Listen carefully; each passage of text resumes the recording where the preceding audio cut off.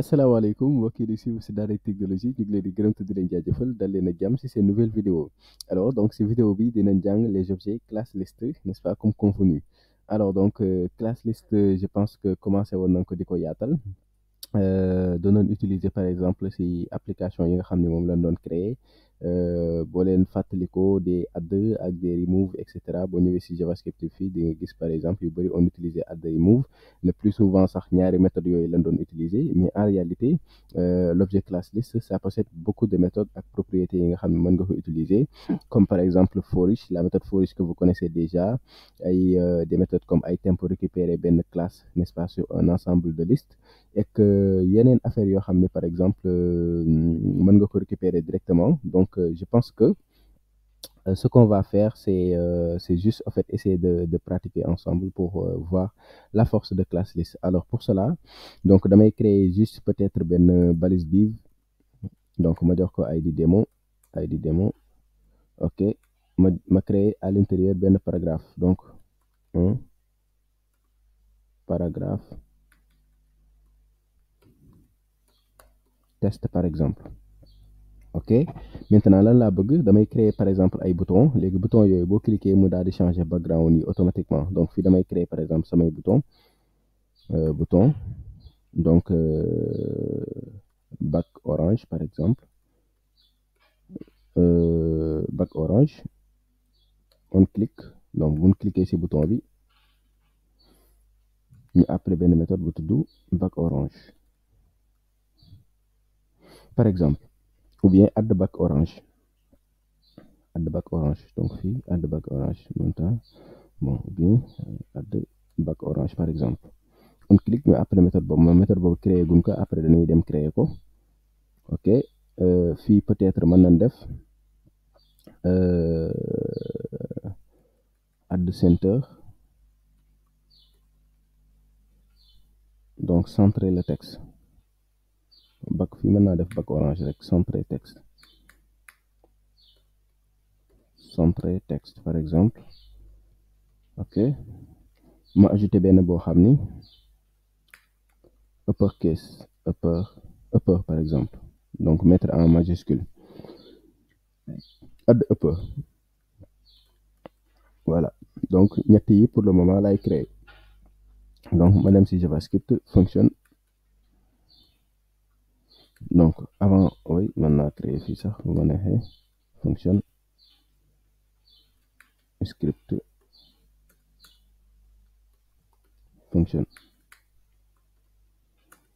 ok add back orange pour le moment defaguma ci dara ops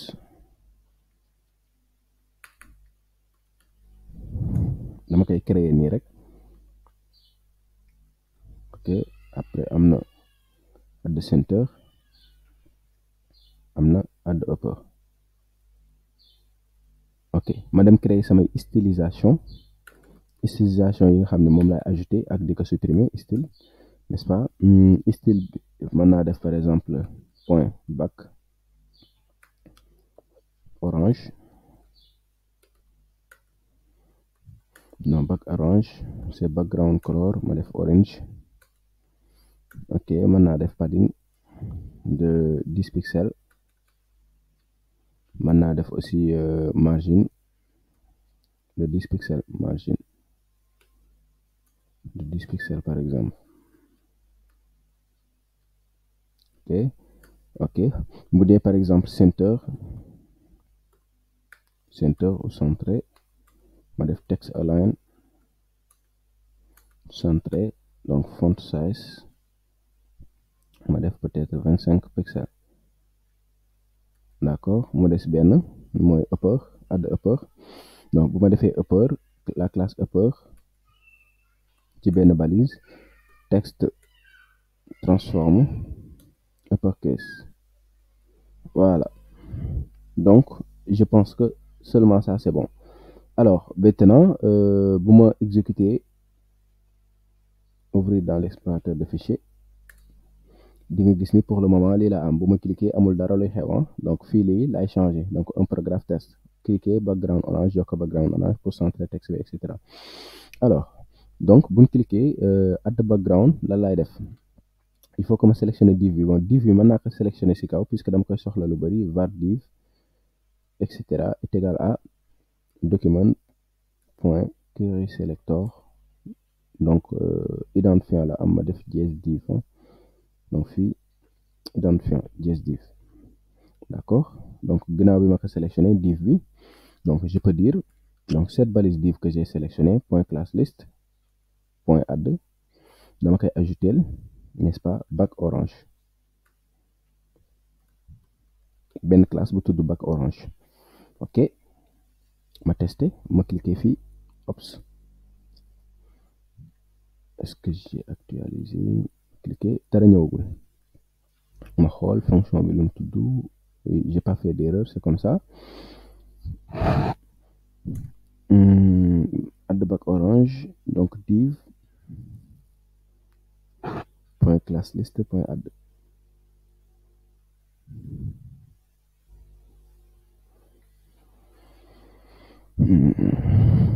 stylisation bi lan la def point add bac orange la tudd voilà je pense que j'ai pas fait d'erreur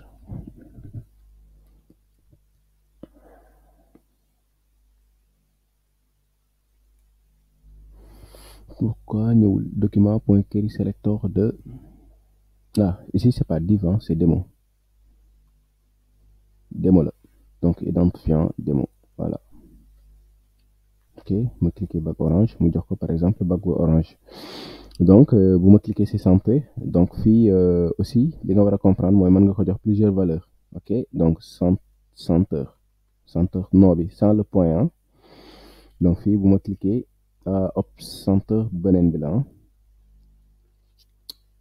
mooy add centre moom moo koy centré donc fii mais par exemple benn élément bi rek mënoon a def plusieurs choses par exemple fii mënoon na add bac orange mën naa ko ajouter bac orange ba pare mu centré ko en même temps et cetera bon voilà mais quand même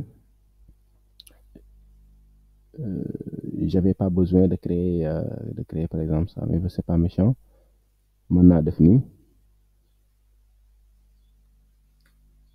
ma def fii centre par exemple ma cliquer fii mu jox ko bac ma cliquer fii mu centré ko ok ma cliquer fii mu jox ko upper donc fii dama koy jox add upper donc fii orange centré na ko upper très bien ok donc par exemple ok donc supposons que ñu ni bu dee da nga ko def upper da ngay dindi centré bi donc fii par exemple on peut faire une vérification if donc on utilise container en même temps par exemple si div bi point classe list point contains est-ce que dafa contenir par exemple center donc bu dee dafa contenir center on supprime le center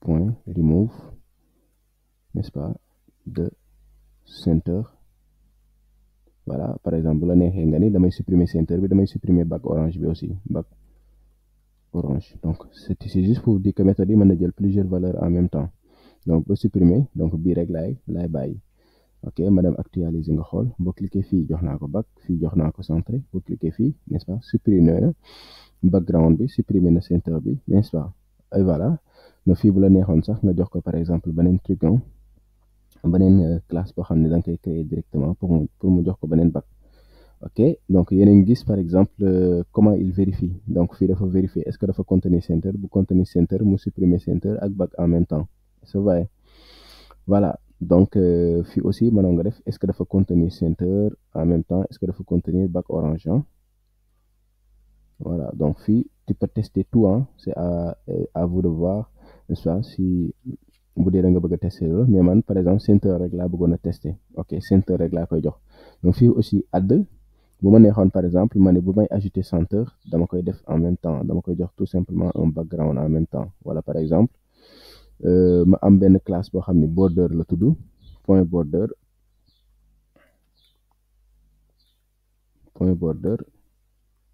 ok man utiliser border fin,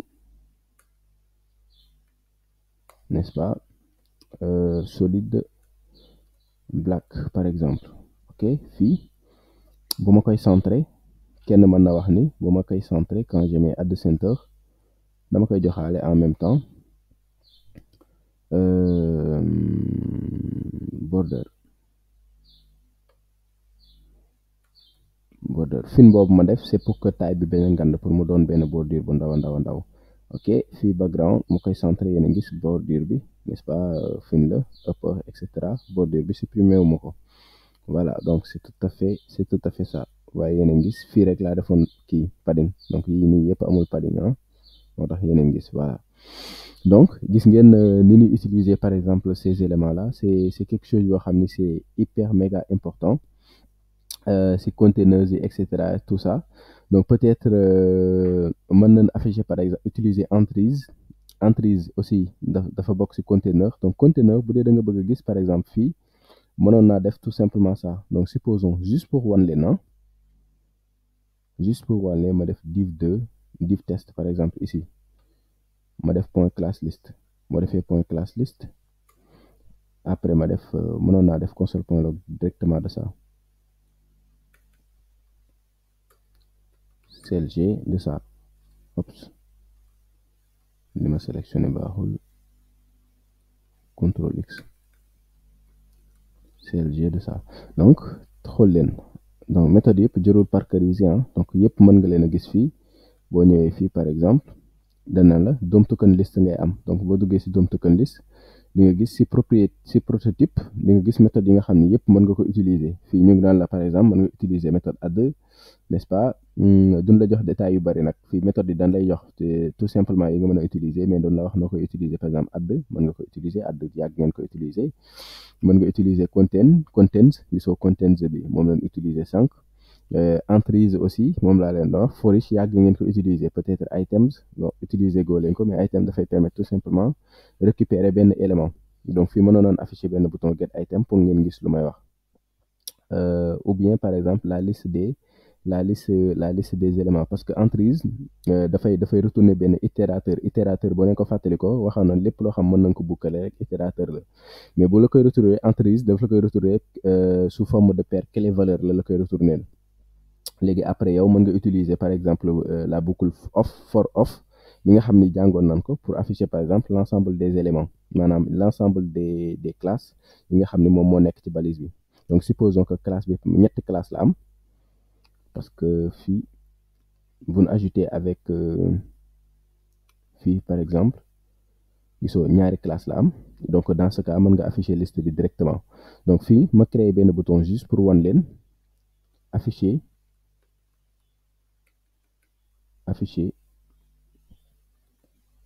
la liste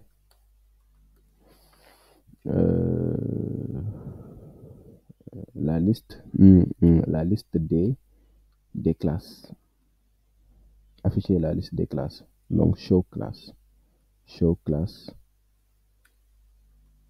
liste par exemple. ok show class list ñu dem créer ko.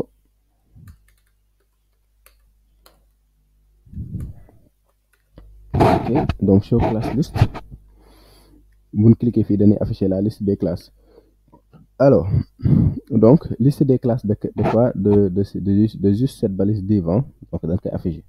mais fan lañ koy afficher mën nañ créer fii benn paragraphe peut-être ñu jox ko benn identifiant id list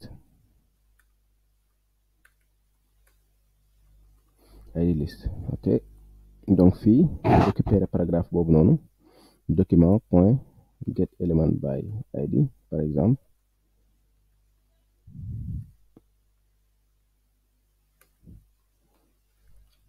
document point get element by id list. ok ma daal di koy def si variable bu tudd liste.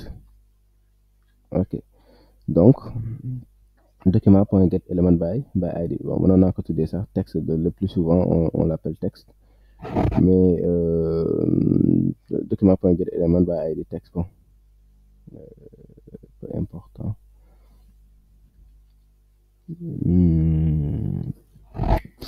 on n'a pas besoin pour le moment. Donc maintenant déclarer fii sama benn variable texte ma initialiser ko à vide tout simplement. léegi div bi laay sélectionner parce que div bi am naa ko ba pare, donc div bi dama ko moo taxoon ma récupérer ko tout à fait en haut pour que mën ko sélectionner partout. donc div point class list. ok, donc damay récupérer liste bi, n'est-ce pas, ma def ko ci variable bu tudd liste est égal à, donc fii mooy liste des éléments yi nga xam ne am na ko.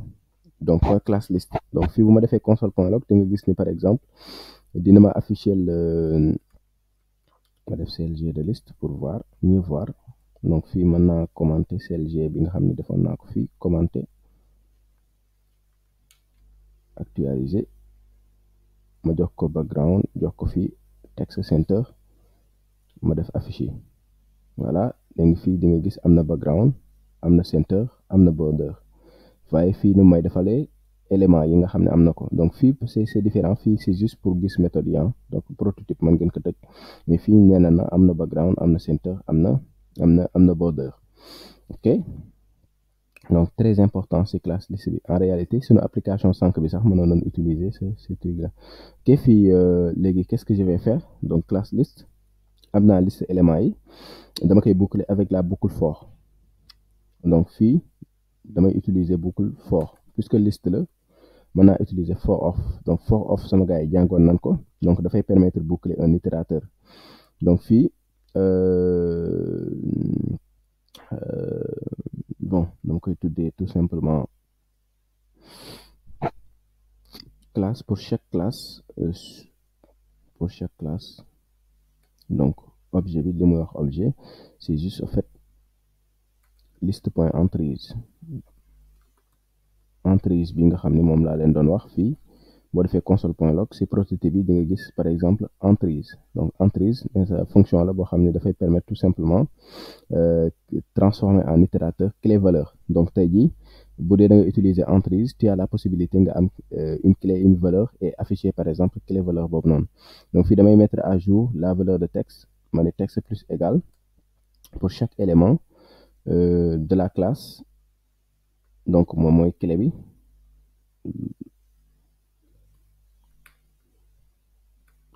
accolade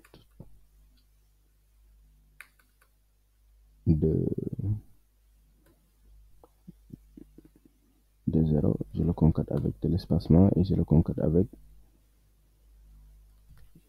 donc fii mënoon naa afficher classe bi d'abord pour xool, pour chaque élément j'affiche la classe, donc CLG de la classe. ok, pour ñu xool, donc ma ajouter ci ay éléments d'abord, ma cliquer fii, vous voyez que fii on a la clé, on a la valeur, on a la clé, on a la valeur, parce que entries moom moo koy transformer sous sa forme de tableau là. donc vous voyez boo gisee fii clé valeur nga am, clé valeur. donc fii au lieu nga utiliser par exemple ça, mën nga def par exemple tout simplement clé valeur. donc là c'est la clé. ok, donc lii day joxe directement la clé.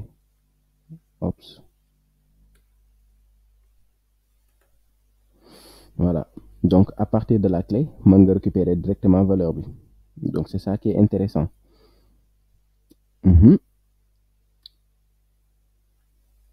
si je fais ça,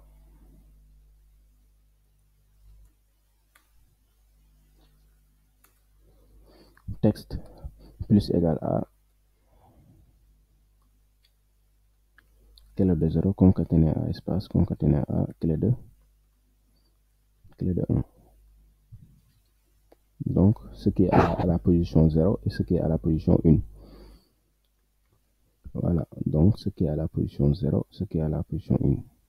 voilà, pour chaque élément, ce qui est à la position 0, ce qui est à la position 1, ce qui est à la position 0, ce qui est à la position 1. ok, ñu daal di koy afficher sur le paragraphe. donc ñu actualiser juste pour voir méthode bi kañ lañ koy woo. donc ma fermer yi, méthode bi bu ñu defee show class list lañ koy woo. donc fii il faut que ñu mettre à jour. donc une fois qu'on a fait ça ba génnee da ngay def document point bu la neexee get element by wala query selector, nga sélectionné paragraphe bi nii, paragraphe bi lan la liste. donc identifiant la, donc query selector sélecteur nga koy jox. donc identifiant point inner html est égal à texte bi nga xam ni moom laa doon récupérer point virgule. Ok, ma taati tester actualiser déjà dama ko jox background ma jox ko texte ba pare doog a cliquer fii. Ok, yéen a ngi gis à la position 0 background orange moo fa am, donc position 0 background orange. Donc à la position 1, n'est-ce pas, center moo fa nekk. Donc fii sax mënoon naa utiliser ay anti/n au lieu de ça, mënoon naa def des anti/n pour que mu gën a leer. Donc fii ma ko joxee background ak texte ma affiché background orange. Ok, actualiser upper affiché.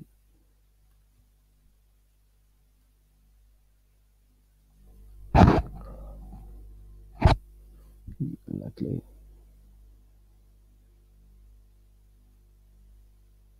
Ok, je concorde avec espacement.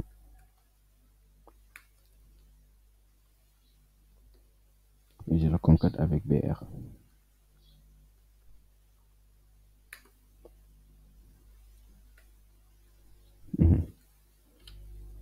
Ok, orange laa koy jox ak center ma affiché élément yi. Donc à la position 0 background orange qui sont à la position 0 background orange, à la position 1 center nga am, à la position 2, n'est-ce pas, border nga am.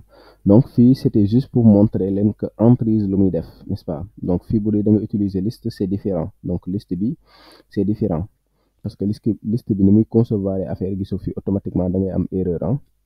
Donc il faut que nga transformer ko en emprise pour nga mën ko utiliser comme ça clé valeur. Vous voyez, donc emprise loolu lay def. Donc fii bu ma defee console.log clg de liste di ngeen gis liste par exemple nu mel liste bu ma defee clg de liste ak liste point emprise. Voilà, donc ma actualiser ma def comme ça ma cliquer fii yéen a ngi gis liste bi sous forme de DOM token liste lay doon. Donc ça c'est juste un tableau. Donc fii index yi gis ngeen nu mu la koy defee donc fii yéen a ngi gis c'est juste un tableau DOM token list 0 et cetera. lépp loo def fële mën nga ko def fii mais boo xoolee par exemple avec itérateur bi c'est avec itérateur. Donc itérateur qu'est-ce qu'on avait dit, bon itérateur boo am mën nga ko boucler avec for of, itérateur boo am mën nga utiliser from array, n'est-ce pas, pour boucler ko. C'est ça qui est intéressant sur peut-être comprendre exactement bonne façon donner la am. Donc fii clé valeur. Donc fii yéen a ngi gis un peu la différence. Donc tout ça c'est à comprendre.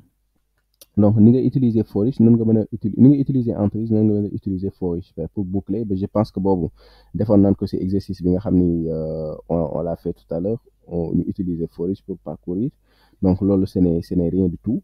Voilà, on avait utilisé ici for each pour parcourir. Donc même chose là donc ici pour utiliser for each pour parcourir, peut-être juste bi ngeen di soxla beneen bi ngeen di soxla mooy item.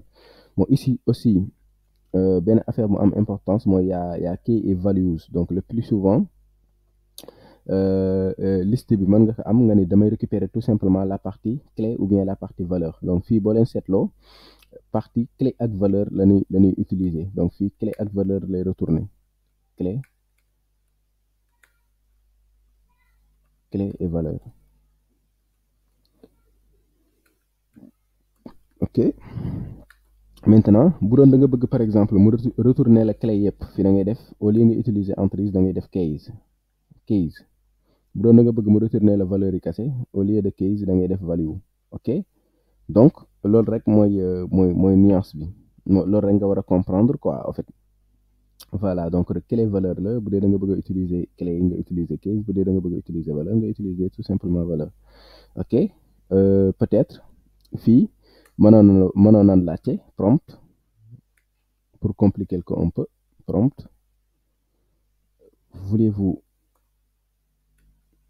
voulez-vous afficher par clé valeur, n'est-ce pas, par clé valeur anti/n, 2 par clé anti/n, 3 ou par valeur par exemple. Donc on récupère li mu saisir ñu def ko par exemple ce choix. Ok, on récupère le choix et suivant le choix, selon le choix, donc fii si mënoon a utiliser fii aussi switch case, donc si le choix est égal à 1, donc mënoon a utiliser switch case, hein, donc si le choix est égal à 1, donc ça veut dire que clé valeur on fait ça, if choix égale 1, donc on fait ça, else if, sinon si le choix est égal à 2, dans ce cas, on fait la même chose, mais on utilise donc 2, c'est seulement les clés qu'on veut parcourir. Donc, fii, donc comme c'est clé règle lañ parcourir, on utilise case. Donc, fii, on parcourt seulement les clés. Donc, fii, on va utiliser case. Bon, bu dee case soxlawul nga def par exemple lii console soxlawul ngay def valeur parce que tu n'as pas les valeurs, donc lii mooy récupérer valeur, li valeur bi la doon récupérer, donc on fait directement ça. Voilà, donc on fait directement clé des zéros parce que amoo valeur yi, hein. Voilà, donc loolu la bu dee 3, sinon si else if, bon mënoon naa sélectionner else if bi, si le choix c'est 3, donc fii dama koy remplacer par valeur parce que c'est la valeur carrément. Donc si c'est la valeur tu récupères directement la valeur. Même ici on récupère directement la clé parce que fii on est précis, on dit que clé yi rek lañuy récupérer. Voilà, donc fii du retourner tableau mais clé yi rek lay récupérer. Fii tableau clé valeur la, tableau, donc tableau clé valeur la, moo tax ñu doon utiliser crochet yi. Donc bii mooy clé bi, bii mooy valeur bi en réalité, hein. Donc fii le fait que ñu tuddee ko clé sax, n'est-ce pas, en réalité du clé mais tableau la, hein. Donc fii on pouvait mettre tab si tu veux, hein. Donc tab si tu veux. Donc bii comme case nga def, ça veut dire que clé la, donc fii on utilise clé, on met directement ici. Donc fii comme 3 la, donc valeur, n'est-ce pas, fii on prend la valeur, la variable valeur, ñu daal di koy def directement ce texte. Sinon, c'est-à-dire bu dul 1 du 0 du 3, n'est-ce pas, on dit choix incorrect, alerte choix incorrect, maanaam c'est 0,1, c'est 0,2, c'est 0,3. ok, ñu daal di tester, ma cliquer fii bëm ma cliquer fii, donc fii damay laaj choix bi 1 bi delluwul à la ligne, donc ma def ko ni anti/n. ok, ma daal di actualiser waat, tester waat, dama cliquer fii ba pare ba mu jox ko classe ba pare, il faut faire très attention. Donc ma actualiser waat, dama cliquer fii mu jox ko benn classe, ma cliquer waat fii ba mu joxaat ko beneen classe bi, bu la neexee sax nga cliquer fii ba mu jox ko ay classe quoi. Voilà, nga doog cliquer sur afficher la liste des classes. ok, fii clé valeur bu ma defee 1 ma def ok, yaa ngi gis sous format clé valeur la may defal. Donc bu ma dee 2, clé yi rek lay afficher. Quand je fais comme ça 2, je clique sur ok, il faut que j'actualise, loolu la bëgg, je clique ici, je mets 2, je mets ok. Il paraît que j'ai pas fait un console.log, faut jërul woon sax actualiser, mais j'ai pas fait un console.log. Console.log du tableau, puis j'ai fait un console.log, mais même sans le console.log, mu ngi nii, ok, c'est suuf, hein. Sans le console.log, on n'a pas besoin de console.log, je peux supprimer directement ici. Donc j'actualise, fii ma def nii, ma cliquer, ma choisir 1, bam, donc yéen a ngi gis fii, voilà, sous forme de tableau la koy affiché. Donc bu ma cliquer waatee fii ma def 2, ma cliquer sur ok, yéen a ngi gis clé yi rek lay jël. bu ma cliquer waatee fii ma ne ko 3 mooy valeur yi rek laay jël, n'est-ce pas, et dafa mel ni modifié wu ma code bi. Très bien, c'est ça. Donc si c'est 3, on n'utilise pas key, mais on utilise values avec S. Boom. Voilà, donc fii c'est les valeurs.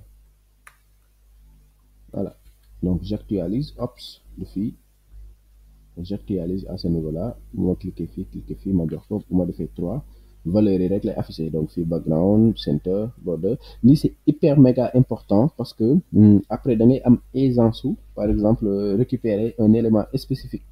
donc tey jii par exemple bu doon da nga bëgg récupérer par exemple benn élément bu spécifique fii si boucle yi ngay def nii mën nga utiliser benn élément bu spécifique vérifier si la valeur est égale à ça je récupère par exemple la valeur tout simplement. Donc am na aussi item donc je pense que je vais terminer par ça. Donc de toute façon c'est très facile d'utilisation comme ni ngeen ko gisee nii rek la. Bon am na aussi replace bon replace c'est très facile donc bon peut-être mën nañ gis replace très très vite fait. Donc pour replace damay def nii directement ma def back vert par exemple back vert. Donc back vert fii ma def green léegi ma créer beneen bouton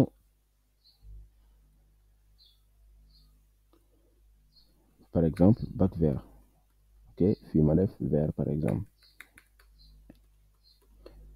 ok back orange bi rek laay dupliquer pour mu gaaw fii ma def ok mën naa def sax benn condition en fait fii mën naa def benn condition fii vert la back vert ok si le div point class list point container point contains du moins bu dee dafa contenir back vert back orange ok bu dee dafa contenir back orange div point class list point replace je remplace mais fii qu'est-ce que tu remplaces le back orange la classe back orange par quoi par back vert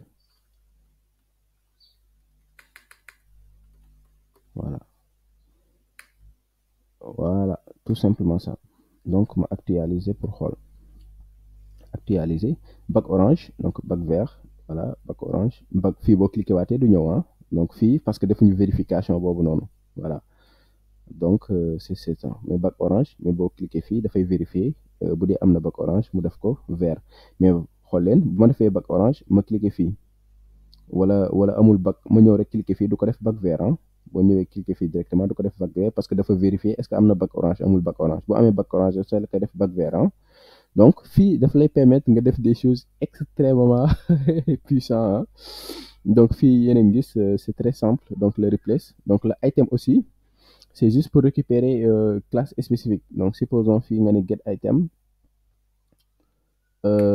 get item donc da nga koy jox par exemple benn valeur rek mu récupérer la classe boobu noonu donc fii damay def très simple get item ok donc get item ma dem daal di koy afficher daal di koy créer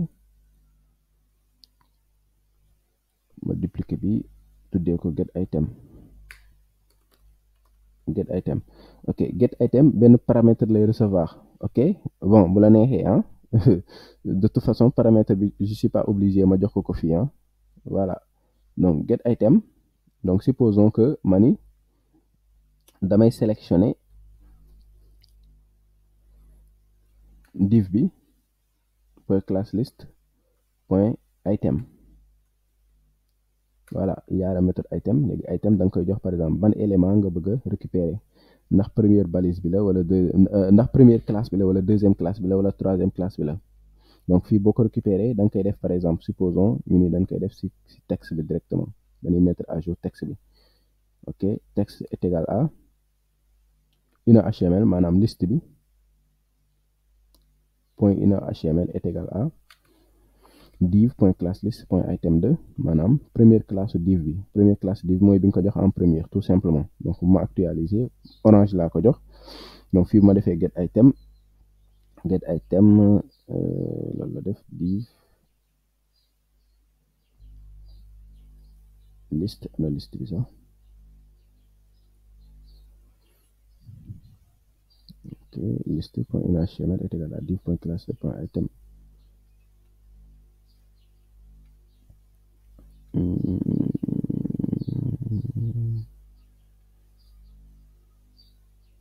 point item de bon peut-être amul kii 0 mooy peut-être amul 1 voilà amul woon 1 moo tax donc bu amee 1 rek lay afficher 1 donc premier élément bo fii am na 2 nga ça bac vert mooy premier élément bi tout simplement voilà donc fii amuloon 1 laa ko waxoon mais par 0 la amoon quoi donc parce que lii ay indice la te fii benn rek laa ko joxoon bac orange moo tax. donc am na toggle aussi toggle c'est très important bon toggle daf lay permettre nga éviter di def ay add ay remove toggle dafay vérifier est-ce que am na si bu dee am na si mu def ko si bu dee amul si du ko si def donc par exemple ma créé benn stylisation boo xam ni moom laay mujjee def donc fii ma tuddee ko à la folie ma def par exemple font text decoration bon fii lu ma neex rek laay def ma def line truct pour barrer ko quoi line truct bon c'est à la folie c'est juste bu leen neexee ngeen tuddee ko lu leen neex c'est juste pour tester donc fii ma def barrer test barrer avec toggle donc toggle barrer with toggle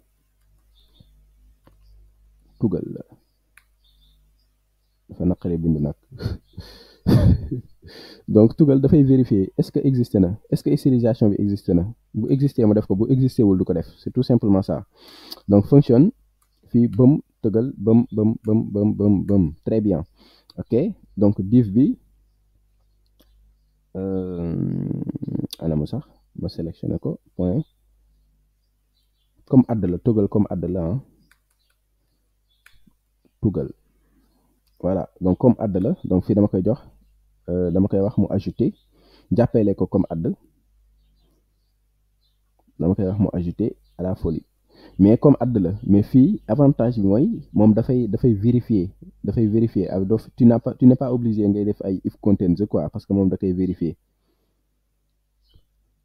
lii laa koy jox mais gis nga lii lu muy signifier mooy bu dee maanaam balise bi nga sélectionné am na à la folie bu ko si def mais bu dee amu si def ko si c'est tout simplement ça alors on teste n'est-ce pas paragraphe baa ngi nii voilà instant yi def na ko si voilà bu ma cliquer amu si am na si mu dindi ko amu si mu def ko si am na si mu cliquer waate mu dindi ko am na si mu def ko si amu si mu cliquer waate mu dindi ko si ok sama gars yi je pense que lépp gi marché à la perfection c'était juste pour faire benn parcours n'est-ce pas si l'ensemble des éléments yi nga xam ne moom moo composé classe list et je pense qu'on en a vu plusieurs donc bu leen fàtte exercer wu parce que je pense que gis nañ par exemple majorité bi wala yëpp sax voilà bon je pense que gis nañ yëpp donc classe list c'est quelque chose que j'aime beaucoup c'est très puissant donc n'hésitez pas à ce que par exemple ngeen si entraîné wu parce que ça peut vous aider booy créer application gis nga nous on a commencé à utiliser ça très tôt